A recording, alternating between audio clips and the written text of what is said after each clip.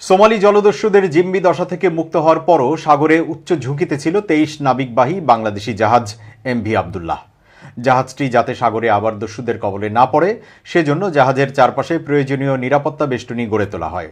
শুধু তাই নয়, জাহাজটি যাতে নিরাপদে গন্তব্যে পৌঁছাতে পারে সেজন্য এর দুই পাশে ছিল ইউরোপীয় ইউনিয়ন ইইউ এর দুটি যুদ্ধ জাহাজ। সাগরে প্রায় ৫০০ নটিক্যাল মাইল ঝুঁকিপূর্ণ এলাকা পার করে দেওয়ার পর ইইউ এর জাহাজ দুটি নিজ গন্তব্যে ফিরে গেছে। এদিকে ২৩ নাবিক সহ এমভি আবদুল্লাহ দুবাইয়ের আরও কাছাকাছি চলে এসেছে। সব ঠিক থাকলে আগামী ২২ এপ্রিল দুবাইয়ে পৌঁছানোর কথা রয়েছে জাহাজটির।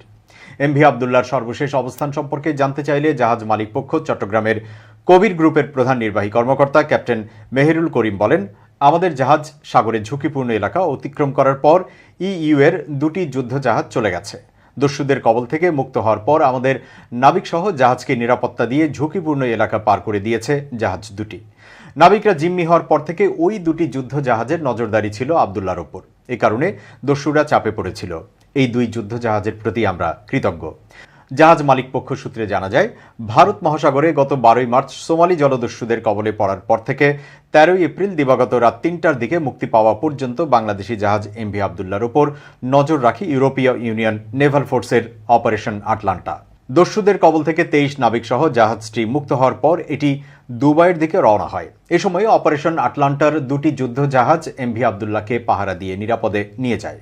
সব মিলিয়ে দীর্ঘ ৩৭ দিন আবদুল্লাহর পাশে ছিল ওই দুটি যুদ্ধ জাহাজ। সম্প্রতি অপারেশন আটলান্টা এক সংবাদ বিজ্ঞপ্তিতে জানায়, জিম্মি দশার শুরু থেকে শেষ পর্যন্ত জাহাজটির উপর অপারেশন আটলান্টা নজর রাখছিল। ১২ মার্চ এমভি আবদুল্লাহ জলদস্যুদের কবলে পড়ার পর অপারেশন আটলান্টাই প্রথম সাড়া দিয়েছিল। সেদিনই সংস্থাটির একটি জাহাজ এমভি আবদুল্লাহকে অনুসরণ শুরু করে। নাবিকদের জিম্মি দশার পুরো সময়ই অপারেশন আটলান্টা নিবিড়ভাবে পরিস্থিতি পর্যবেক্ষণ করে।